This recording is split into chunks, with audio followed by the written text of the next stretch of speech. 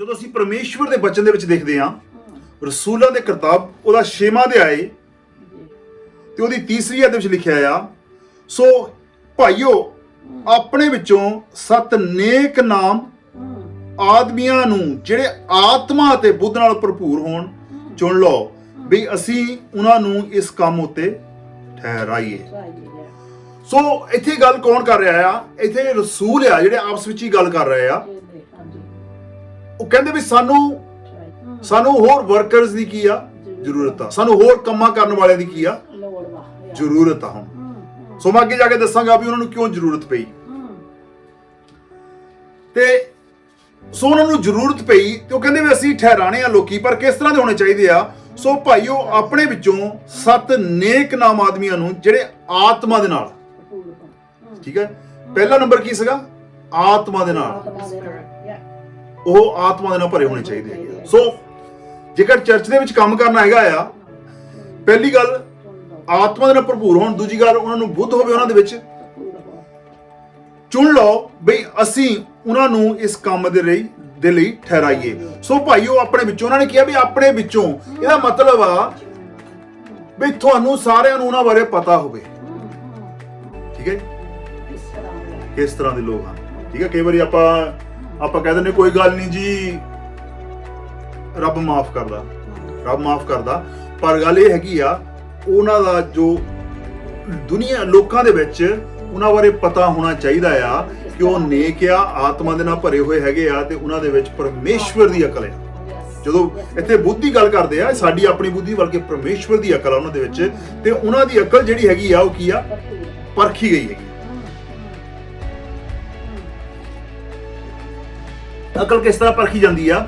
ਜਦੋਂ ਉਹ ਫੈਸਲੇ ਕਰਦੇ ਆ ਤੇ ਉਹਨਾਂ ਦੇ ਫੈਸਲੇ ਸੋਹਣੇ ਹੁੰਦੇ ਹੈਗੇ, ਫੈਸਲੇ ਚੰਗੇ ਹੁੰਦੇ ਹੈਗੇ ਆ, ਤੇ ਉਸ ਤੋਂ ਉਹਨਾਂ ਦੀ ਅਕਲ ਕੀ ਆ? ਪਰਖੀ ਜਾਂਦੀ ਹੈਗੀ ਆ। ਆਤਮਾ ਦੇ ਨਾਲ ਭਰਪੂਰ ਹੋਣੇ ਚਾਹੀਦੇ ਹੈਗੇ ਆ ਤੇ ਉਹਨਾਂ ਦੀ ਜ਼ਿੰਦਗੀ ਦੇ ਵਿੱਚ ਪਰਮੇਸ਼ਵਰ ਦੀ ਹਜ਼ੂਰੀ ਹੋਣੀ ਚਾਹੀਦੀ ਹੈਗੀ ਆ, ਤੇ ਉਹ ਉਹਨਾਂ ਦੇ ਦੁਆਰਾ ਪਰਮੇਸ਼ਵਰ ਦੇ ਕੰਮ ਕੀ ਆ ਹੋਣੇ ਚਾਹੀਦੇ ਹੈਗੇ ਆ। ਪਰ ਉਹਨਾਂ ਨੇ ਚੁਣੇ ਕਾਹਦੇ ਲਈ? ਉਹਨਾਂ ਨੇ ਕਿਹਾ ਅਸੀਂ ਕਾਹਦੇ ਲਈ ਚੁਣਨੇ ਆ? ਕਿਉਂਕਿ ਚਰਚ ਦੇ ਵਿੱਚ ਕੰਮ ਕਰਨ ਦੇ ਲਈ, ਉਹ ਪ੍ਰਚਾਰ ਕਰਨ ਲਈ ਨਹੀਂ ਸੀ ਚੁਣੇ ਉਹਨਾਂ ਨੇ, ਉਹ ਚਰਚ ਦੇ ਵਿੱਚ ਕੰਮ ਕਰਨ ਦੇ ਲਈ ਕਹਿੰਦੇ ਸਾਨੂੰ ਕੀ ਆ? ਬੰਦੇ ਕੀ ਆ ਚਾਹੀਦੇ ਹੈਗੇ ਆ? 7 ਚਾਹੀਦੇ ਹੈਗੇ। ਸੋ ਉਹਨਾਂ ਨੰਬਰ ਕੀ ਰੱਖਿਆ? 7। ਯਿਸੂ ਮਸੀਹ ਨੇ 12 ਚੁਣੇ ਸੀਗੇ ਤੇ ਉਹਨਾਂ ਨੇ ਅੱਗੇ ਕਹਿੰਦੇ ਕਿ ਅਸੀਂ ਕਿੰਨੇ ਚੁਣਨੇ ਆ? 7 ਚੁਣਨੇ। ਸੋ ਤਦ ਉਹਨਾਂ 12 ਨੇ, ਦੂਜੀ ਆਦਮੀ ਨੂੰ ਪੜਾਂਗਾ, ਤਦ ਉਹਨਾਂ 12 ਨੇ ਚੇਲਿਆਂ ਦੀ ਸੰਗਤ ਨੂੰ ਕੋਲ ਸੱਦ ਕੇ ਆਖਿਆ ਵੀ ਇਹ ਚੰਗੀ ਗੱਲ ਨਹੀਂ ਜੋ ਅਸੀਂ ਪਰਮੇਸ਼ਵਰ ਦਾ ਬਚਨ ਛੱਡ ਕੇ ਖਿਲਾਉਣ ਪਿਲਾਉਣ ਦੀ ਟਹਿਲ ਕਰੀਏ। ਸੋ ਕਿੰਨਾ ਇੰਪੋਰਟੈਂਟ ਹੈਗਾ ਆ ਬਈ, ਕਿਉਂਕਿ ਕੰਮ ਵੱਧ ਰਿਹਾ ਸੀਗਾ, ਲੋਕ ਬਚ ਰਹੇ ਸੀਗੇ, ਉਹ ਕਹਿੰਦੇ ਵੀ ਹੁਣ ਸਾਨੂੰ ਚਾਹੀਦਾ ਕਿ ਅਸੀਂ ਪ੍ਰਭੂ ਦਾ ਬਚਨ ਕੀ ਆ ਸੁਣਾਈਏ। ਇਹ ਚੰਗੀ ਗੱਲ ਨਹੀਂ ਕਿ ਅਸੀਂ ਪਰਮੇਸ਼ਵਰ ਦੇ ਬਚਨ ਨੂੰ ਛੱਡ ਕੇ, ਪ੍ਰਾਰਥਨਾ ਕਰਨ ਨੂੰ ਛੱਡ ਕੇ ਅਸੀਂ ਕੀ ਹੈਗੇ ਆ ਟੇਬਲਾਂ ਦੇ ਉੱਤੇ, ਮੇਜ਼ਾਂ ਦੇ ਉੱਤੇ ਖਿਲਾਣ ਪਿਲਾਣ ਦੇ ਦੁਆਲੇ ਕੀ ਆ ਲੱਗੇ ਰਹੀਏ। ਕਿਉਂਕਿ ਹੁਣ ਸਾਨੂੰ ਕੀ ਆ, ਸਾਨੂੰ ਹੁਣ ਬਚਨ ਦੇ ਵਿੱਚ ਲੱਗਣਾ ਚਾਹੀਦਾ ਹੈਗਾ। ਕਿਉਂਕਿ ਜਿਸ ਤਰ੍ਹਾਂ ਕੀ ਕਹਿੰਦੇ ਆ, ਜਿਹੜਾ ਸਰੀਰ ਅਸੀਂ ਜਿਹੜਾ ਖਾਣਾ ਖਾਂਦੇ ਆ ਤੇ ਸਾਡੀਆਂ ਹੋਰ ਜ਼ਰੂਰਤਾਂ ਆ, ਉਹ ਜ਼ਰੂਰੀ ਹੈ ਚਰਚ ਦੇ ਵਿੱਚ, ਉਹ ਪੂਰੀਆਂ ਹੋਣੀਆਂ ਚਾਹੀਦੀਆਂ ਹੈਗੀਆਂ, ਪਰ ਉਹ ਬਚਨ ਦੇ ਨਾਲੋਂ ਜ਼ਰੂਰੀ ਨਹੀਂ ਹੈਗੀਆਂ, ਪ੍ਰਾਰਥਨਾ ਦੇ ਨਾਲੋਂ ਜ਼ਰੂਰੀ ਨਹੀਂ ਹੈਗੀਆਂ। ਤੇ ਫਿਰ ਉਹ ਕੀ ਕਹਿੰਦੇ ਵੀ ਸਾਨੂੰ ਇਦਾਂ ਦੇ ਲੋਕੀ ਚਾਹੀਦੇ ਹੈਗੇ ਆ ਜਿਹੜੇ ਅਸੀਂ ਖੁਦ ਕਰਦੇ ਆ ਪਰ ਉਹ ਸਾਡਾ ਭਾਰ ਥੋੜਾ ਚੱਕਦੇ, ਤਾਂ ਕਿ ਅਸੀਂ ਪਰਮੇਸ਼ਰ ਦੇ ਵੱਲ ਧਿਆਨ ਰੱਖ ਸਕੀਏ, ਲਾ ਸਕੀਏ, ਸਾਡਾ ਧਿਆਨ ਪਰਮੇਸ਼ਰ ਦੀ ਵੱਲ ਹੋਈਏ, ਅਸੀਂ ਪਰਮੇਸ਼ਰ ਦਾ ਬਚਨ ਸੁਣ ਕੇ ਤੁਹਾਨੂੰ ਪਰਮੇਸ਼ਰ ਦਾ ਬਚਨ ਕੀ ਆ ਸੁਣਾ ਸਕੀਏ। ਸੋ ਉਹਨਾਂ ਨੇ ਉਸ ਸਹੀ ਸਮੇਂ ਤੇ ਕੀ ਆ ਉਹ ਫੈਸਲਾ ਕੀਤਾ, ਕਿਉਂਕਿ ਉਸ ਸਮੇਂ ਕਲੀਸਿਆ ਕੀ ਆ ਵੱਧ ਰਹੀ ਸੀ। ਸੋ ਇੱਥੇ ਪੰਜਾਬੀ ਦੀ ਬਾਈਬਲ ਆ, ਉਹ 'ਚ ਲਿਖਿਆ ਗਿਆ ਆ ਖਿਲਾਉਣ ਪਿਲਾਉਣ ਦੀ ਟਹਿਲ ਕਰੀਏ। ਸੋ ਇੱਥੇ ਕੱਲਾ ਖਿਲਾਉਣ ਪਿਲਾਉਣ ਬਾਰੇ ਲਿਖਿਆ। ਜਦੋਂ ਆਪਾਂ ਆਪਣਾ ਕਿਉਂਕਿ ਆਪਾਂ ਇੰਡੀਅਨ ਆਪਾਂ ਹਮੇਸ਼ਾ ਖਾਣੇ ਬਾਰੇ ਜ਼ਿਆਦਾ ਸੋਚਦੇ ਹਾਂ, ਠੀਕ ਹੈ ਜੀ। ਵੀ ਚਰਚ 'ਚ ਜਦੋਂ ਆਉਣਾ ਹੋਵੇ, ਕਿਉਂਕਿ ਇੱਥੇ ਲਿਖਿਆ ਖਿਲਾਉਣ ਪਿਲਾਉਣ ਬਾਰੇ, ਤੁਸੀਂ ਸੋਚਦੇ ਵੀ ਉਹ ਸਿਰਫ ਖਿਲਾਉਣ ਪਿਲਾਉਣ ਵਾਲੀ ਜ਼ਿੰਮੇਵਾਰੀ ਹੈ। ਇਸ ਤਰ੍ਹਾਂ ਨਹੀਂ ਸੀਗਾ। ਇਹ ਇੱਕ ਜ਼ਿੰਮੇਵਾਰੀ ਹੋ ਸਕਦੀ ਆ, ਪਰ ਉੱਥੇ ਪੈਸੇ ਦੀ ਸੇਵਾ ਵੀ ਹੋ ਸਕਦੀ ਹੈਗੀ, ਠੀਕ ਹੈ ਜੀ। ਪੈਸੇ ਦੀ ਸੇਵਾ ਦਾ ਕੀ ਮਤਲਬ ਆ? ਬਈ ਕਈਆਂ ਦੀਆਂ ਜ਼ਰੂਰਤਾਂ ਹੁੰਦੀਆਂ ਚਰਚ ਦੇ ਵਿੱਚ, ਉਹਨਾਂ ਦਾ ਧਿਆਨ ਰੱਖਣਾ, ਠੀਕ ਹੈ। ਪੈਸੇ ਦੀ ਸੇਵਾ ਦਾ ਮਤਲਬ ਆ ਪੈਸਾ ਤਾਂ ਚਰਚ ਦਾ ਹੀ ਆ, ਪਰ ਉਹ ਧਿਆਨ ਰੱਖਣਾ ਵੀ ਕਿਹਦੀਆਂ ਜ਼ਰੂਰਤਾਂ ਹੈਗੀਆਂ, ਕਿਹੜਾ ਬੰਦਾ ਹੈਗਾ ਉਹ ਜ਼ਰੂਰਤਮੰਦ ਆ ਚਰਚ ਦੇ ਵਿੱਚ, ਕਿਹੜਾ ਤਕਲੀਫ ਦੇ ਵਿੱਚ ਆ। ਸੋ rather than ਪਾਸਟਰ ਜਾਂ ਜਿਹੜੇ ਸੇਵਕ ਹੈਗੇ ਆ ਉਹ ਇਹਨਾਂ ਚੀਜ਼ਾਂ ਦਾ ਧਿਆਨ ਰੱਖਣ, ਬਲਕਿ ਦੂਸਰੇ ਲੋਕ ਇਹਨਾਂ ਚੀਜ਼ਾਂ ਦਾ ਧਿਆਨ ਰੱਖਣ। ਉਹ ਇਹ ਦੇਖਣ ਵੀ ਕਿਹਨੂੰ ਖਾਣੇ ਦੀ ਜ਼ਰੂਰਤ ਆ, ਉਹ ਦੇਖਣ ਕਿਹਨੂੰ ਪ੍ਰਾਰਥਨਾ ਦੀ ਜ਼ਰੂਰਤ ਆ, ਉਹ ਦੇਖਣ ਕਿ ਕਿਹਨੂੰ ਕਿਹੜੀ ਚੀਜ਼ ਦੀ ਜ਼ਰੂਰਤ ਹੈਗੀ ਆ। ਇਸ ਕਰਕੇ ਉਹਨਾਂ ਨੂੰ ਹੋਰ 7 ਬੰਦੇ ਚਾਹੀਦੇ ਸੀ, ਉਹਨਾਂ ਨੂੰ ਇੱਕ ਤਰ੍ਹਾਂ ਦਾ ਸਟਾਫ ਚਾਹੀਦਾ ਸੀ, ਜਿਹੜਾ ਕੀ ਕਰੇ, ਪਰਮੇਸ਼ਵਰ ਦਾ ਕੰਮ ਕਰੇ, ਪਰ ਕੀ ਕਰੇ, ਸੇਵਕਾਈ ਕਰੇ, ਕੰਮ ਕਰੇ। ਸੋ ਕੰਮ ਕਰਨ ਲਈ ਚਾਹੀਦੇ ਸੀ, ਕਿਉਂਕਿ ਬਚਨ ਉਹਨਾਂ ਨੇ ਸੁਣਾਉਣਾ ਸੀਗਾ। ਸੋ ਇਹ ਕਿਉਂ ਕਰਨਾ ਪਿਆ ਉਹਨਾਂ ਨੂੰ? ਰਸੂਲਾਂ ਦੇ ਕਿਤਾਬ 6ਵਾਂ ਅਧਿਆਇ ਉਹਦੀ ਪਹਿਲੀ ਹੈ। ਉਨੀ ਦਿਨੀ ਜਾਂ ਚੇਲੇ ਬਹੁਤ ਹੁੰਦੇ ਜਾਂਦੇ ਸਨ। ਸੋ ਚੇਲੇ ਵੱਧ ਰਹੇ ਸੀਗੇ, ਸੰਗਤ ਵੱਧ ਰਹੀ ਸੀਗੀ। ਹਾਲੇਲੂਇਆ। ਸੋ ਪਰਮੇਸ਼ਰ ਉਹਨਾਂ ਦੇ ਨਾਲ ਬਹੁਤ ਸਾਰੇ ਲੋਕਾਂ ਨੂੰ ਜੋੜ ਰਿਹਾ ਸੀ। ਉਨੀ ਦਿਨੀ ਜਾਂ ਚੇਲੇ ਬਹੁਤ ਹੁੰਦੇ ਜਾਂਦੇ ਸਨ ਤਾਂ ਯੂਨਾਨੀ ਯਹੂਦੀ ਇਬਰਾਨੀਆਂ ਉੱਤੇ ਬੁੜਬੁੜਾਉਣ ਲੱਗੇ। ਸੋ ਇਹ ਹਰ ਪਾਸੇ ਹੈਗਾ ਆ, ਬੁੜਬੁੜਾਣਾ ਚਰਚਾਂ ਦੇ ਵਿੱਚ ਹੁੰਦਾ ਆ। ਠੀਕ ਆ।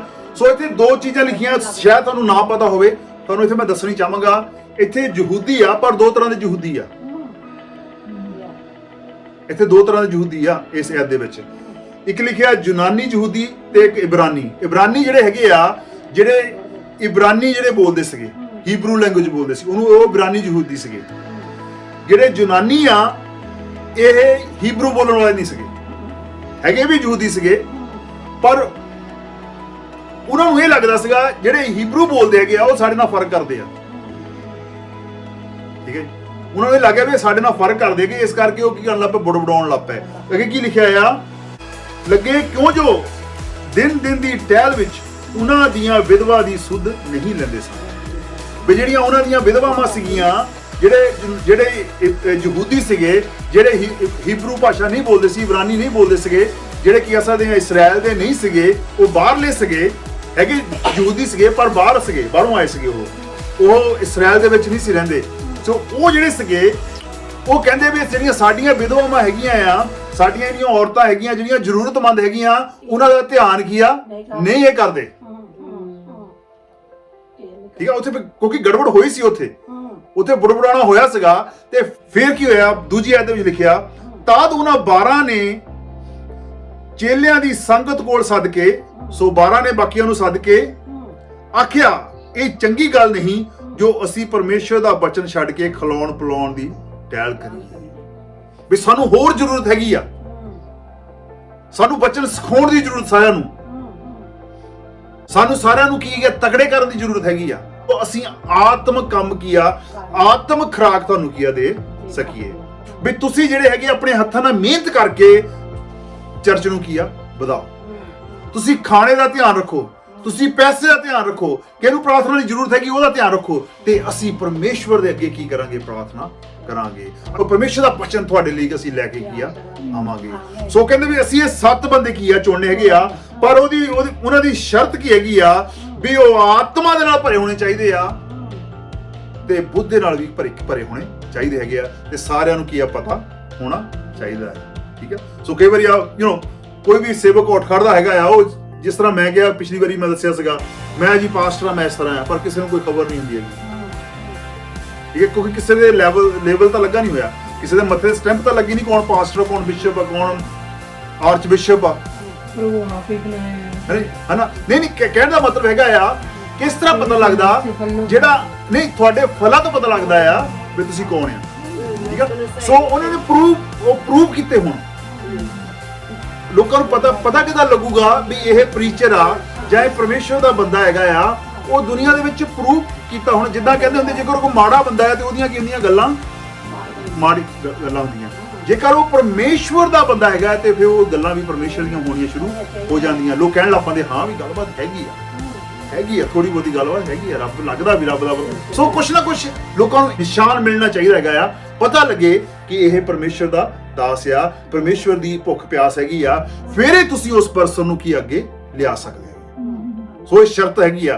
ਕਿਉਂਕਿ ਐਤਕੀ ਦਾ ਮੈਂ ਥੋੜਾ ਜਿਹਾ ਇਹਦੇ ਬਾਰੇ ਦੱਸਣਾ ਗਿਆ, ਉਸ ਤੋਂ ਬਾਅਦ ਫਿਰ ਮੈਂ ਸਟੈਫਨ ਦੇ ਬਾਰੇ ਦੱਸਣਾ ਚਾਹੁੰਦਾ ਤੇ ਫਿਲਿਪ ਦੇ ਬਾਰੇ, ਕਿਉਂਕਿ ਉਹ ਇਹਨਾਂ 7 ਦੇ ਵਿੱਚੋਂ 2 ਜਣੇ ਸੀਗੇ। ਉਹਨਾਂ ਦੀ ਲਾਈਫ ਬਾਰੇ ਦੱਸਣਾ ਚਾਹੁੰਦਾ। ਪਰਮੇਸ਼ਵਰ ਨੇ ਉਹਨਾਂ ਨੇ ਸਿਰਫ ਇਹਨਾਂ 7 ਨੂੰ ਇੱਕ ਕੰਮ ਕਰਨ ਦੇ ਲਈ ਚੁਣਿਆ ਸੀਗਾ, ਪਰ ਇਹਨਾਂ ਨੇ ਕੀ ਕੀਤਾ, ਪਰਮੇਸ਼ਵਰ ਦਾ ਕੰਮ ਬਹੁਤ ਕੀਤਾ। ਪਰਮੇਸ਼ਵਰ ਇਹਨਾਂ ਨੂੰ ਕਿਸ ਤਰ੍ਹਾਂ ਯੂਜ਼ ਕੀਤਾ, ਕਿਸ ਤਰ੍ਹਾਂ ਇਹਨਾਂ ਨੇ ਪਰਮੇਸ਼ਵਰ ਦੇ ਕੰਮ ਦੇ ਲਈ ਆਪਣੀ ਜਾਨ 7 ਕੀ ਹੈਗਾ ਆ, ਉਹਨਾਂ ਨੇ ਸੇਵਕਾਂ ਨੂੰ ਚੁਣਿਆ, ਕੰਮ ਕਰਨ ਵਾਲਿਆਂ ਨੂੰ। ਜਦੋਂ ਸੇਵਕਾਂ ਦੀ ਗੱਲ ਕਰਦਾ, ਪ੍ਰਚਾਰ ਕਰਨ ਵਾਲੇ ਨਹੀਂ ਸੀ ਉਹ ਸਿਰਫ ਕੰਮ ਕਰਨ ਦੇ ਲਈ ਚੁਣੇ ਸੀ। ਸੇਵਾ ਕਰਨ, ਕਿਉਂਕਿ ਪਹਿਲਾਂ ਕੌਣ ਕਰਦੇ ਸੀ? 12 ਚੇਲੇ ਆਪ ਹੀ ਕਰਦੇ ਸੀ। ਉਹ ਕਹਿੰਦੇ ਵੀ ਹੁਣ ਸਾਡਾ ਟਾਈਮ ਆ ਗਿਆ ਵੀ ਹੁਣ ਅਸੀਂ ਬਚਨ ਸੁਣਾਈਏ, ਹੁਣ ਅਸੀਂ ਲੋਕਾਂ ਦੀ ਲੁੱਕ ਆਫਟਰ ਕਰੀਏ, ਕਿਉਂਕਿ ਚਰਚ ਕੀ ਆ, ਵੱਧ ਰਿਹਾ ਹੈਗਾ। ਹਾਲੇਲੂਇਆ। ਹਾਲੇਲੂਇਆ। ਸੋ ਕਿਤੇ ਨਾ ਕਿਤੇ ਜਾ ਕੇ ਸਾਨੂੰ ਕੀ ਹੈ, ਇਹ ਫੈਸਲੇ ਕਰਨੇ ਪੈਂਦੇ ਆ। ਉਹਨਾਂ ਨੇ ਕਿਉਂ ਫੈਸਲੇ ਕੀਤੇ?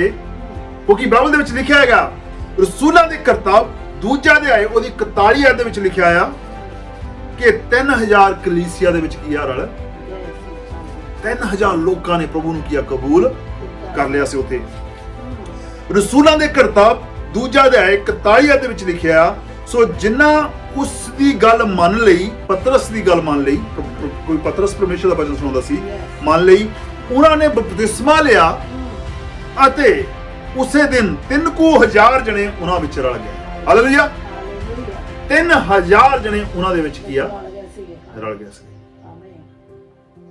ਜਦੋਂ ਚਰਚ ਵੱਧਦਾ ਹੈਗਾ ਆ, ਰੱਬ ਦਾ ਕੰਮ ਵੱਧਦਾ ਆ, ਤੇ ਜ਼ਿੰਮੇਵਾਰੀਆਂ ਵੀ ਕੀ ਆ, ਵੱਧਦੀਆਂ। ਠੀਕ ਹੈ ਜੀ।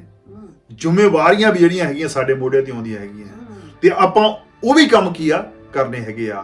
ਅਸੀਂ ਪਰਮੇਸ਼ਵਰ ਦੇ ਨੇ ਜਿਹੜੇ ਸਾਨੂੰ ਆਤਮਿਕ ਕੰਮ ਦਿੱਤੇ ਉਹ ਵੀ ਕੰਮ ਕਰਨੇ ਆ, ਪਰ ਜਿਹੜੇ ਫਿਜ਼ੀਕਲ ਕੰਮ ਜਿਹੜੇ ਹੈਗੇ ਆ, ਜਿਹੜੇ ਅਸੀਂ ਆਪਣੇ ਹੱਥਾਂ ਦੇ ਨਾਲ ਚਰਚ ਦੇ ਵਿੱਚ ਕਰ ਸਕਦੇ ਹੈਗੇ ਆ, ਅਸੀਂ ਉਹ ਵੀ ਕਰਨੇ ਆ, ਤਾਂ ਕਿ ਅਸੀਂ ਜ਼ਿਆਦਾ ਇਫੈਕਟਿਵ ਕੀ ਆ, ਹੋ ਸਕੀਏ।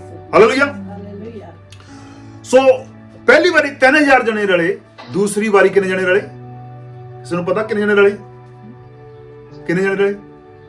5000। ਹਾਂਜੀ 5000। ਮੈਂ ਦੱਸ ਵੀ ਰਿਹਾ। Do you know what? When you went back, I didn't know which chapter. No, I'll tell you. ਨਹੀਂ ਰਸੂਲਾਂ ਦੇ ਕਰਤੱਵ Acts chapter 2 verse 41 ਤੇ ਨੈਕਸਟ ਜਿਹੜੀ ਹੈਗੀ ਆ ਉਹ ਹੈਗੀ ਆ ਰਸੂਲਾਂ ਦੇ ਕਰਤੱਵ Acts chapter 4 verse 4। ਪਹਿਲਾਂ 3000 ਫਿਰ 5। ਹਾਂਜੀ 5000। ਪਰ ਰਸੂਲਾਂ ਦੇ ਕਰਤੱਵ 4 ਅਧਿਆਇ 4 ਚ ਲਿਖਿਆ, ਪਰ ਉਹਨਾਂ ਵਿੱਚੋਂ ਜਿਨ੍ਹਾਂ ਬਚਨ ਸੁਣਿਆ ਸੀ ਬਹੁਤਿਆਂ ਨੇ ਨਿਸ਼ਚਾ ਕੀਤੀ ਅਤੇ ਉਹਨਾਂ ਮਨੁੱਖਾਂ ਦੀ ਗਿਣਤੀ 5000 ਹੋ ਗਈ। ਹਾਲੇਲੂਇਆ। ਸੋ 5000 ਜਣੇ ਹੋਰ ਕੀ ਉਹਨਾਂ ਦੇ ਵਿੱਚ ਕੀ ਆ, ਰਲ ਗਏ। ਸੋ ਦਿਨੋਂ ਦਿਨ ਕਲੀਸਿਆ ਵੱਧ ਰਹੀ ਸੀ, ਚਰਚ ਵੱਧ ਰਿਹਾ ਸੀਗਾ, ਲੋਕ ਇਕੱਠੇ ਹੋ ਰਹੇ ਸੀਗੇ, ਤੇ ਉਸ ਕਰਕੇ ਉਹ ਜ਼ਿੰਮੇਵਾਰੀਆਂ ਵੀ ਉਹਨਾਂ ਦੇ ਉੱਤੇ ਕੀ ਆ, ਵੱਧ ਗਈਆਂ। ਕਿਉਂਕਿ ਪਰਮੇਸ਼ਵਰ ਨੇ ਸਾਨੂੰ ਸੱਦਿਆ ਹੋਏਗਾ, ਸਾਨੂੰ ਹਰ ਇੱਕ ਨੂੰ ਇੱਕ ਨਾ ਇੱਕ ਗਿਫਟ ਕੀ ਆ ਪਰਮੇਸ਼ਵਰ ਨੇ ਦਿੱਤੀ ਹੋਈ ਹੈਗੀ ਆ। ਜੇ ਤੁਹਾਨੂੰ ਪਤਾ ਨਹੀਂ ਲੱਗ ਰਿਹਾ ਵੀ ਪਰਮੇਸ਼ਵਰ ਦੀ ਮਰਜ਼ੀ ਤੁਹਾਡੀ ਜ਼ਿੰਦਗੀ 'ਚ ਕੀ ਹੈਗੀ ਆ, ਤੁਹਾਨੂੰ ਬਿਲਕੁਲ ਪਤਾ ਨਹੀਂ ਲੱਗ ਰਿਹਾ, ਤੁਸੀਂ ਕੋਸ਼ਿਸ਼ ਕਰ ਰਹੇ ਆ, ਤੁਸੀਂ ਪ੍ਰਾਰਥਨਾ ਵੀ ਕਰ ਰਹੇ ਆ, ਵਰਤ ਵੀ ਰੱਖ ਰਹੇ ਆ, ਬਚਨ ਵੀ ਪੜ੍ਹ ਰਹੇ ਆ, ਤੁਹਾਨੂੰ ਪਤਾ ਨਹੀਂ ਲੱਗ ਰਿਹਾ, ਫਿਰ ਤੁਸੀਂ ਕਿੱਦਾਂ ਪਤਾ ਕਰੋਗੇ? ਫਿਰ ਤੁਸੀਂ ਬੈਠੇ ਰਹਿਣਾ ਜਿੱਥੇ ਹੈਗੇ ਆ। ਨਹੀਂ, ਉਹਦਾ ਕੀ, ਉਹਦਾ ਮਤਲਬ ਉਹ ਕਿਸ ਤਰ੍ਹਾਂ ਹੈਗਾ ਆ? ਫਿਰ ਤੁਸੀਂ ਕੀ ਕਰੋ, ਚਰਚ ਦੇ ਵਿੱਚ ਕੋਈ ਨਾ ਕੋਈ ਕੰਮ ਕਰੋ, ਛੋਟਾ ਜਿਹਾ ਕੰਮ ਕਰੋ, ਕੋਈ ਕੰਮ ਹੋਵੇ, ਕਰੋ, ਕੁਛ ਨਾ ਕੁਛ ਕਰੋ। ਕਿਉਂਕਿ ਜੇਕਰ ਪਰਮੇਸ਼ਵਰ ਤੁਹਾਨੂੰ ਵੱਡੀ ਮਿਨਿਸਟਰੀ ਨਹੀਂ ਦੇ ਰਿਹਾ, ਪਰ ਫਿਰ ਵੀ ਤੁਸੀਂ ਪਰਮੇਸ਼ਵਰ ਦੇ ਘਰ ਦੇ ਵਿੱਚ ਕੁਝ ਕਰ ਰਹੇ ਹੈਗੇ ਆ, ਪਰਮੇਸ਼ਵਰ ਤੁਹਾਨੂੰ ਉਹਦੇ ਵਿੱਚੋਂ ਹੀ ਲੀਡ ਕਰੇਗਾ ਵੀ ਅੱਗੇ ਪਰਮੇਸ਼ਵਰ ਨੇ ਤੁਹਾਡੇ ਤੋਂ ਕੰਮ ਕੀ ਲੈਣਾ ਹੈ। ਕਿਉਂਕਿ ਪਰਮੇਸ਼ਵਰ ਤੁਹਾਨੂੰ ਟ੍ਰੇਨ ਕਰੇਗਾ ਨਾ। ਕੋਈ ਤੁਸੀਂ ਸਟੈਪ ਚੱਕ ਲਿਆ ਹੈਗਾ ਆ, ਪਤਰਸ ਨੇ ਕੀ ਪਾਣੀ ਦੇ ਉੱਤੇ ਪੈਰ ਰੱਖ ਲਿਆ ਸੀਗਾ, ਠੀਕ ਆ, ਉਹਨੇ ਕਹਿ ਲਿਆ ਸੀਗਾ, ਠੀਕ ਆ ਪ੍ਰਭੂ ਜੀ ਮੈਂ ਤੇਰੇ ਮਗਰ ਚੱਲਣਾ ਹੈਗਾ ਆ, ਹੁਣ ਮਰਾਂ ਭਾਵੇਂ ਜੀਵਾਂ ਤੇਰੇ ਮਗਰ ਆ ਮੈਂ, ਪ੍ਰਭੂ ਜੀ ਮੈਂ ਤੁਹਾਡੇ। ਸੋ ਉਹਨੇ ਪੈਰ ਰੱਖ ਲਿਆ ਸੀਗਾ, ਉਹ ਡੁੱਬਣ ਵੀ ਲੱਗਾ, ਪਰ ਕੀ ਆ, ਕਿਉਂਕਿ ਪਰਮੇਸ਼ਵਰ ਨੇ, ਯਿਸੂ ਮਸੀਹ ਨੇ ਉਹਨੂੰ ਬੁਲਾਇਆ ਨਹੀਂ ਸੀਗਾ, ਇਹ ਸੋਚਣ ਵਾਲੀ ਗੱਲ ਆ, ਪਰ ਉਹਨੇ ਆਪ ਕਿਹਾ ਸੀ ਪ੍ਰਭੂ ਜੀ ਜੇਕਰ ਤੂੰ ਮੈਨੂੰ ਸਾਥ। ਫਿਰ ਪ੍ਰਭੂ ਯਿਸੂ ਮਸੀਹ ਨੇ ਕਿਹਾ ਸੀ ਆ, ਪ੍ਰਭੂ ਯਿਸੂ ਨੇ ਪਹਿਲਾਂ ਨਹੀਂ ਸੀ ਉਹਨੂੰ ਕਿਹਾ ਤੂੰ ਆ, ਪਰ ਉਹਨੇ ਕਦਮ ਚੱਕ, ਇਹ ਬਾਤ ਪਤਰਸ ਜਾਣਨਾ ਚਾਹੁੰਦਾ ਸੀ, ਪਰ ਕਿਉਂਕਿ ਉਸ ਨੇ ਕਦਮ ਚੁੱਕਿਆ, ਜਦੋਂ ਉਸ ਨੇ ਕਦਮ ਚੁੱਕਿਆ, ਚੇਲੇ ਕਹਿੰਦੇ ਹੋਣੇ ਹੈਗੇ ਦੇਖਿਆ ਹੁਣ ਮਾਰ ਡੁੱਬ, ਆਪਣੇ ਪੰਜਾਬੀ ਚ ਕਹਿੰਦੇ ਲੈ ਪੰਗਾ, ਐਵੇਂ ਤੈਨੂੰ ਕਹਿੰਦੇ ਕਿਹਾ ਸੀ ਮੇਰਾ ਹੁਣ ਡੁੱਬ ਮਾਰ, ਹਨਾ, ਸਮਝਦੇ ਆਪਣੀ ਮਰਜ਼ੀ ਨਾਲ ਤੂੰ ਹਰੇਕ ਕੰਮ ਦੇ ਵਿੱਚ ਮੋਹਰੇ ਰਹਿਣਾ ਹੈਗਾ ਆ, ਵੀ ਤੂੰ ਜਦੋਂ ਮੱਛੀਆਂ ਫੜਦਾ ਹੁੰਦਾ ਉਦੋਂ ਵੀ ਸੇਠ ਬਣਿਆ ਹੁੰਦਾ ਸੀਗਾ, ਤੇ ਹੁਣ ਪ੍ਰਭੂ ਯਿਸੂ ਮਸੀਹ ਕੋਲ ਆਇਆ ਤੂੰ ਤਾਂ ਤੂੰ ਇੱਕ ਪਹਿਲੇ ਨੰਬਰ ਦਾ ਚੇਲਾ ਬਣ ਗਿਆ, ਤੇ ਹੁਣ ਪਾਣੀ ਦੇ ਤੁਰਨ ਲਈ ਵੀ ਤੂੰ ਮੋਹਰੇ, ਸਾਰੇ ਪਾਸੇ ਤੂੰ ਮੋਹਰੇ ਹੁੰਨੇ, ਹੁਣ ਡੁੱਬ, ਚੇਲੇ ਕਹਿੰਦੇ ਹੋਣੇ ਹੈਗੇ ਆ, ਹਨਾ। ਪਰ ਕੀ ਹੋਇਆ, ਪਰ ਦੇਖਿਆ ਵੀ ਆ, ਕਿਉਂਕਿ ਉਹਦਾ ਵਿਸ਼ਵਾਸ ਸੀਗਾ, ਪਰ ਪ੍ਰਭੂ ਯਿਸੂ ਮਸੀਹ ਉੱਥੇ ਸੀ, ਕਹਿੰਦਾ ਵੀ ਤੇਰਾ ਵਿਸ਼ਵਾਸ ਕਿੱਥੇ ਆ, ਤੂੰ ਕਿਉਂ ਘਬਰਾ ਗਿਆ, ਹਨਾ, ਠੀਕ ਆ। ਪ੍ਰਭੂ ਯਿਸੂ ਮਸੀਹ ਨੇ ਉਹਨੂੰ ਕੀਆ, ਠੀਕ ਆ, ਭਾਵੇਂ ਉਹ ਕਹਿੰਦੇ ਹੋਣ ਬਈ ਇਹ ਕਿਸ ਤਰ੍ਹਾਂ ਦੇ ਪਤਰਸ ਕੰਮ ਕਰਦਾ ਹੈ, ਨਿਆਣਿਆਂ ਵਾਲੇ ਕੰਮ ਕਰਦਾ ਹੈ, ਕਿਸ ਤਰ੍ਹਾਂ ਸ਼ੋਅ ਆਫ ਕਰਦਾ ਹੈ, ਪਰ ਅੱਜ ਪਤਰਸ ਦੀ ਗੱਲ ਹੁੰਦੀ ਹੈ ਕਿ ਪਾਣੀ ਤੇ ਤੁਰੇ। ਹਾਲੇਲੂਇਆ। ਕਿਸੇ ਹੋਰ ਦੀ ਗੱਲ ਨਹੀਂ, ਜਿਹੜੇ ਬੇੜੀ 'ਚ ਬੈਠੇ ਸੀ ਉਹਨਾਂ ਦੀ ਗੱਲ ਨਹੀਂ ਹੁੰਦੀ, ਗੱਲ ਪਤਰਸ ਦੀ ਹੁੰਦੀ ਹੈਗੀ ਆ, ਹੈਨਾ। ਪਾਣੀ ਉੱਤੇ ਦੇਖੇ ਤੇਰੇ ਚੇਲੇ ਤੋਂ ਤੁਰਦੇ, ਹੈਨਾ, ਠੀਕ ਹੈ। ਯਿਸੂ ਦੀਆਂ ਪਿੰਡਾਂ ਵਿੱਚ ਗੱਲਾਂ ਹੁੰਦੀਆਂ, ਦਿਲ ਵਿੱਚ ਆ ਕੇ ਯਿਸੂ ਦਾ ਉਹਦੇ ਕੰਮਾਂ ਨੂੰ ਕਿਹੜਾ ਕੋਈ ਸਮਝਦੇ ਆ। ਸੋ ਤੁਸੀਂ ਕਦਮ ਚੱਕੋਗੇ ਫੇਰ ਹੀ ਤੁਹਾਡੀ ਗੱਲ ਹੋਣੀ ਹੈਗੀ ਆ, ਜੇਕਰ ਤੁਸੀਂ ਕਦਮ ਨਹੀਂ ਚੁੱਕਦੇ ਫੇਰ ਤੁਹਾਡੀ ਗੱਲ ਨਹੀਂ। ਹਾਲੇਲੂਇਆ। ਜੇ ਤੁਹਾਨੂੰ ਨਹੀਂ ਪਤਾ ਪਤਰਸ ਕੀ ਸੀਗਾ, ਉਹ ਕੀ ਕਹਿ ਸਕਦੇ, ਉਹ ਪੰਗੇ ਲੈਣ ਵਾਲਿਆਂ ਚੋਂ ਸੀਗਾ, ਉਹਨੂੰ ਹਜੇ ਪਤਾ ਨਹੀਂ ਸੀਗਾ ਵੀ ਉਹ ਰੇਹੜੀ ਰੱਖ ਕੇ ਕਾਹਦੇ ਕੰਮ ਲਈ ਸੱਦਿਆ ਗਿਆ ਹੈਗਾ ਆ, ਉਹਨੂੰ ਪੂਰੀ ਸਮਝ ਨਹੀਂ ਸੀਗੀ, ਕਿਉਂਕਿ ਇੱਕ ਜਗ੍ਹਾ ਤੇ ਯਿਸੂ ਮਸੀਹ ਨੂੰ ਰੋਕਦਾ ਆ, ਕਹਿੰਦਾ ਪ੍ਰਭੂ ਜੀ ਤੇਰੇ ਨਾਲ ਹੋਵੇ। ਤੇ ਪਰਮੇਸ਼ਰ ਯਿਸੂ ਮਸੀਹ ਨੂੰ ਕੀ ਕਹਿੰਦੇ ਸ਼ੈਤਾਨਾ ਮੇਰੇ ਤੋਂ ਪਰੇ ਹੋ। ਠੀਕ ਆ, ਯਿਸੂ ਮਸੀਹ ਡਾਂਟ ਦੇ ਝੜਕੇ ਵੀ ਖਾਂਦਾ ਸੀ, ਕਿਉਂਕਿ ਉਹ ਕੁਛ ਨਾ ਕੁਛ ਕਰਨ ਦੀ ਕੋਸ਼ਿਸ਼ ਕਰਦਾ ਸੀਗਾ, ਪਰ ਉਹ ਯਿਸੂ ਮਸੀਹ ਬਾਰੇ ਮਾੜਾ ਨਹੀਂ ਸੀ ਸੋਚਦਾ, ਉਹਨੇ ਮਾੜਾ ਨਹੀਂ ਸੋਚਿਆ ਸੀ, ਉਹ ਨਹੀਂ ਚਾਹੁੰਦਾ ਸੀ ਵੀ ਯਿਸੂ ਮਸੀਹ ਨੂੰ ਕੋਈ ਨੁਕਸਾਨ ਹੋਵੇ, ਉਹ ਪਿਆਰ ਕਰਦਾ ਸੀ ਪ੍ਰਭੂ ਯਿਸੂ ਮਸੀਹ। ਪਰ ਜਦੋਂ ਉਹ ਕਦਮ ਚੱਕਦਾ ਰਹਿੰਦਾ ਸੀਗਾ ਤੇ ਉਹ ਕੀ ਕਲੀਸਿਆ ਦਾ ਜਿਹੜਾ ਗਰੁੱਪ ਸੀਗਾ, ਜਾਣੀ ਕਿ ਸਾਡੀ ਕਲੀਸਿਆ ਦਾ ਇੱਕ ਕੀ ਆ, ਉਹਨੂੰ ਹੈੱਡ ਕੀ ਅਸੀਂ ਮੰਨਦੇ ਹੈਗੇ, ਸਾਡਾ ਹੈੱਡ ਯਿਸੂ ਮਸੀਹ ਆ, ਪਰ ਜਦੋਂ ਸ਼ੁਰੂਆਤ ਹੋਈ ਹੈਗੀ ਆ ਉਸ ਕਲੀਸਿਆ ਦਾ ਹੈੱਡ ਕੌਣ ਸੀਗਾ? ਪਤਰਸ ਸੀਗਾ। ਹਾਲੇਲੂਇਆ। ਸੋ ਜਦੋਂ ਅਸੀਂ ਕਦਮ ਚੁੱਕਦੇ ਹੈਗੇ ਆ, ਅਸੀਂ ਆਪਣੀ ਸੇਵਕਾਈ ਦੇ ਵੱਲ ਪਹਿਲਾ ਕਦਮ ਕੀ ਆ ਚੁੱਕ ਲੈਣੇ ਹੈਗੇ ਆ, ਭਾਵੇਂ ਤੁਹਾਨੂੰ ਪਤਾ ਨਹੀਂ ਹੈਗਾ। ਹੋ ਸਕਦਾ ਤੁਹਾਨੂੰ ਤੁਸੀਂ ਜੇਕਰ ਚਰਚ ਦੇ ਵਿੱਚ ਸਫਾਈ ਹੁੰਦੀ ਹੈਗੀ ਆ, ਤੁਸੀਂ ਆਪਣਾ ਹੱਥ ਸਫਾਈ ਦੇ ਵਿੱਚ ਬਟਾ ਸਕਦੇ ਹੈਗੇ ਆ। ਜੇ ਚਰਚ ਦੇ ਵਿੱਚ ਫਰਨੀਚਰ ਸੈੱਟ ਹੁੰਦਾ, ਤੁਸੀਂ ਫਰਨੀਚਰ ਸੈੱਟ ਦੇ ਵਿੱਚ ਤੁਸੀਂ ਆਪਣਾ ਹੱਥ ਬਟਾ ਸਕਦੇ ਹੈਗੇ ਆ। ਜੇਕਰ ਖਾਣਾ ਬਣ ਰਿਹਾ, ਤੁਸੀਂ ਖਾਣੇ ਦੇ ਵਿੱਚ ਆਪਣਾ ਸੈੱਟ ਆਪਣਾ ਕੀ, ਜੇਕਰ ਪ੍ਰਾਰਥਨਾ ਹੋ ਰਹੀ ਹੈਗੀ ਆ, ਤੁਸੀਂ ਪਾਸਟਰ ਦੀ ਹੈਲਪ ਆ ਕੇ ਨਾਲ ਲੋਕਾਂ ਦੀ ਹੈਲਪ ਕਰ ਸਕਦੇ ਹੈਗੇ ਆ। ਹੋ ਸਕਦਾ ਉਸ ਤੋਂ ਅੱਗੇ ਤੁਸੀਂ ਆਪ ਖੁਦ ਆ ਕੇ ਲੋਕਾਂ ਦੇ ਲਈ ਵੀ ਪ੍ਰਾਰਥਨਾ ਕੀ ਆ ਕਰ ਸਕਦੇ ਹੈਗੇ ਆ। ਡਿਪੈਂਡ ਕਰਦਾ ਕਿ ਤੁਸੀਂ ਕਿਸ ਚੀਜ਼ ਦੇ ਵਿੱਚ ਦਿਲ ਤੁਹਾਡਾ ਕਰ ਰਿਹਾ, ਤੁਸੀਂ ਅੱਗੇ ਆ ਕੇ ਕਰਨਾ ਚਾਹੁੰਦੇ ਹੈਗੇ। ਠੀਕ ਆ, ਫਿਰ ਉਹ ਉਸ ਚੀਜ਼ ਨੂੰ ਫੜ ਲਈਏ ਤੇ ਉਸੇ ਕੰਮ ਦੇ ਵਿੱਚ ਫਿਰ ਕੀ ਲੱਗੇ ਰਹੀਏ ਵਫਾਦਾਰੀ ਨਾਲ। ਹਾਲੇਲੂਇਆ। ਤੇ ਤੁਸੀਂ ਜੇਕਰ ਤੁਹਾਨੂੰ ਨਹੀਂ ਪਤਾ ਵੀ ਤੁਹਾਨੂੰ ਪਰਮੇਸ਼ਰ ਨੇ ਕਾਹਦੇ ਲਈ ਸੱਦਿਆ ਆ, ਤੇ ਉਸ ਤੁਹਾਡੀ ਵਫਾਦਾਰੀ ਦੇ ਵਿੱਚੋਂ ਹੀ ਪਰਮੇਸ਼ਰ ਤੁਹਾਨੂੰ ਦੱਸੇਗਾ ਕਿ ਮੈਂ ਤੈਨੂੰ ਕਿਹੜੇ ਕੰਮ ਲਈ ਸੱਦਿਆ, ਕਿ ਹੁਣ ਤੇਰਾ ਟਾਈਮ ਹੋ ਗਿਆ, ਤੂੰ ਇਸ 'ਚ ਵਫਾਦਾਰ ਰਿਹਾ ਹੈਗਾ, ਹੁਣ ਆ ਜਾ, ਹੁਣ ਤੇਰਾ ਟਾਈਮ ਆ ਗਿਆ, ਤੇ ਹੁਣ ਇਸ ਚੀਜ਼ ਨੂੰ ਛੱਡ ਦੇ ਤੂੰ, ਹੁਣ ਰੱਬ ਮੈਂ ਤੈਨੂੰ ਅੱਗੇ ਲੈ ਕੇ ਚੱਲਾਂ। ਸੋ ਤੁਹਾਨੂੰ ਪਤਾ ਲੱਗ ਜਾਵੇਗਾ ਕਿ ਪਰਮੇਸ਼ਰ ਤੁਹਾਨੂੰ ਕਿਸ ਤਰ੍ਹਾਂ ਕੀ ਆ, ਕਿ ਕਿਸ ਕੰਮ ਦੇ ਲਈ ਕੀ ਆ, ਪਰਮੇਸ਼ਰ ਤੁਹਾਨੂੰ ਕੀ ਆ ਸੱਦਿਆ ਹੋਇਆ ਹੈਗਾ ਆ। ਸੋ ਇਹਨਾਂ ਨੂੰ ਕੀ ਆ ਕੰਮ, ਇਹਨਾਂ ਨੂੰ ਕਾਹਦੇ ਲਈ ਸੱਦਿਆ ਹੋਇਆ ਸੀਗਾ, ਇਹਨਾਂ ਨੂੰ ਕਾਹਦੇ ਲਈ ਚੁਣਿਆ ਸੀਗਾ? ਕੀ ਕਹਿ ਸਕਦੇ ਆ ਵੀ ਇੱਕ ਟੇਬਲਾਂ ਤੇ ਖਾਣਾ ਵਰਤਾਉਣ ਲਈ, ਜਾਂ ਚਰਚ ਦੇ ਵਿੱਚ ਲੁੱਕ ਆਫਟਰ ਕਰਨ ਲਈ, ਵਿਧਵਾਵਾਂ ਦੀ ਲੁੱਕ ਆਫਟਰ ਕਰਨ ਦੇ ਲਈ, ਉਹਨਾਂ ਦੀਆਂ ਕੰਪਲੇਂਟਾਂ ਸੁਣਨ ਦੇ ਲਈ, ਇਸ ਲਈ ਸੱਦਿਆ ਕਿਉਂਕਿ ਉਹ ਬੜਾ ਰਹੇ ਸੀਗੇ। ਇਸ ਕੰਮ ਦੇ ਲਈ ਇਹਨਾਂ ਨੂੰ ਚੁਣਿਆ ਸੀਗਾ, ਪਰ ਇਹ ਆਤਮਾ ਨਾਲ ਭਰੇ ਹੋਏ ਸੀਗੇ। ਸੋ ਪਰਮੇਸ਼ਵਰ ਇਹਨਾਂ ਨੂੰ ਕੀਆ ਯੂਜ਼ ਵੀ ਕਰ ਰਿਹਾ ਸੀਗਾ। ਸੋ ਸਾਨੂੰ ਚਰਚ ਦਾ ਮਤਲਬ ਹੈਗਾ ਜੋ ਅਸੀਂ ਚਰਚ ਹੈਗਾ, ਬਿਲਡਿੰਗ ਦੀ ਨਹੀਂ ਗੱਲ ਮੈਂ ਕਰ ਰਿਹਾ, ਸਾਨੂੰ ਚਰਚ ਵਿੱਚ ਕੀ ਆ ਕੰਮ ਕਰਨ ਵਾਲਿਆਂ ਦੀ ਕੀ ਆ ਜ਼ਰੂਰਤ ਹੈ। ਕੋਈ ਵੀ ਕਲੀਸਿਆ ਹੈ, ਹਾਊਸ ਗਰੁੱਪ ਆ, ਅਸੀਂ ਇਕੱਠੇ ਵੱਧ ਸਕਦੇ ਹੈਗੇ, ਇਕੱਲਾ ਕੋਈ ਵੀ ਵੱਧ ਨਹੀਂ ਸਕਦਾ। ਤੁਸੀਂ ਪਰਮੇਸ਼ਵਰ ਦੇ ਘਰ ਦੇ ਵਿੱਚ ਕੀ ਕਰ ਸਕਦੇ, ਕਿ ਪਰਮੇਸ਼ਵਰ ਤੁਹਾਨੂੰ ਕਾਹਦੇ ਲਈ ਸੱਦਿਆ ਹੈਗਾ ਆ, ਜਾਂ ਤੁਸੀਂ ਹੈਗੇ ਕਿਹੜੀ ਚੀਜ਼ ਦੇ ਵਿੱਚ ਤੁਸੀਂ ਹਿੱਸਾ ਲੈ ਸਕਦੇ। ਹਾਲੇਲੂਇਆ। ਸਾਨੂੰ ਆਪਣੇ ਨਾਲ ਗੱਲ ਕਰਨੀ ਹੈ, ਆਪਣੇ ਆਪ ਦੇ ਨਾਲ ਗੱਲ ਕਰੀਏ, ਆਪਣੇ ਦਿਲ ਨੂੰ ਕੀ ਆ ਝੰਜੋੜੀਏ, ਆਪਣੇ ਆਪ ਨੂੰ ਝੰਜੋੜੀਏ, ਪੁੱਛੀਏ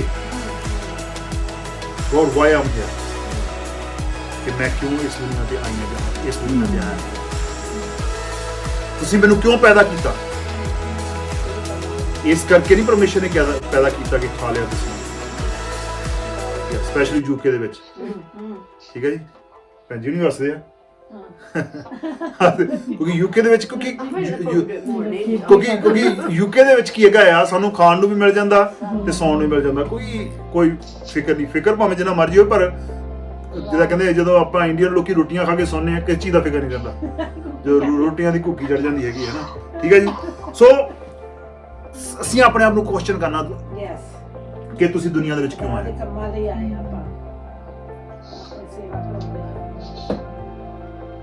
ਕਿ ਤੁਸੀਂ ਦੁਨੀਆ ਦੇ ਵਿੱਚ ਕਿਉਂ ਆਏ ਹੈਗੇ। ਕਿਉਂਕਿ ਕੋਈ ਕੰਮ ਵੱਡਾ ਛੋਟਾ ਨਹੀਂਗਾ।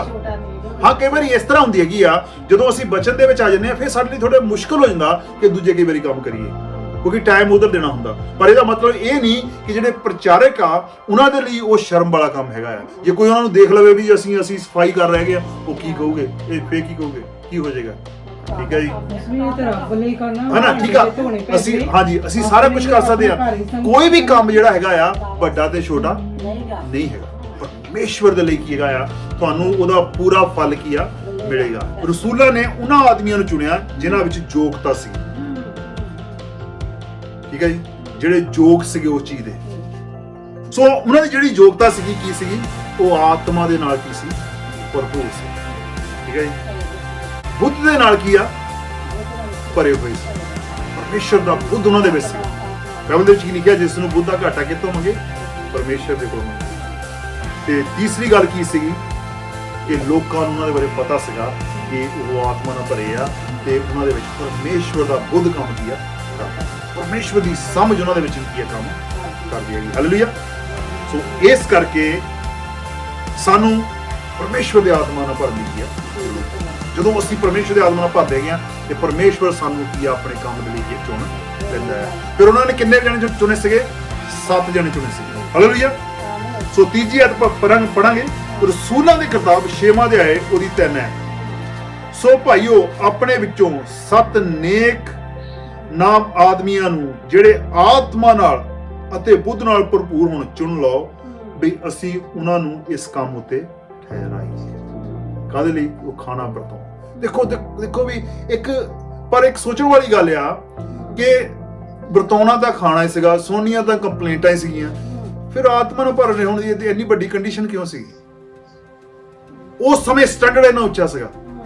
ਅੱਜ ਆਪਾਂ ਕਹਿ ਦਿੰਦੇ ਹਾਂ ਕੋਈ ਗੱਲ ਨਹੀਂ, ਉਹ ਜਿੱਦਾਂ ਦਾ ਵੀ ਹੈਗਾ ਕੋਈ ਗੱਲ ਨਹੀਂ ਜੀ, ਪਰ ਉਸ ਵੇਲੇ ਇੰਨਾ ਸਟੈਂਡਰਡ ਸੀਗਾ। ਸੋ ਪਰਮੇਸ਼ਵਰ ਨੇ ਤੁਹਾਨੂੰ ਬੁਲਾਇਆ ਹੋਇਆ ਹੈਗਾ। ਹਾਲੇਲੂਇਆ। ਆਪਣੀਆਂ ਅੱਖਾਂ ਨੂੰ ਬੰਦ ਕਰੀਏ।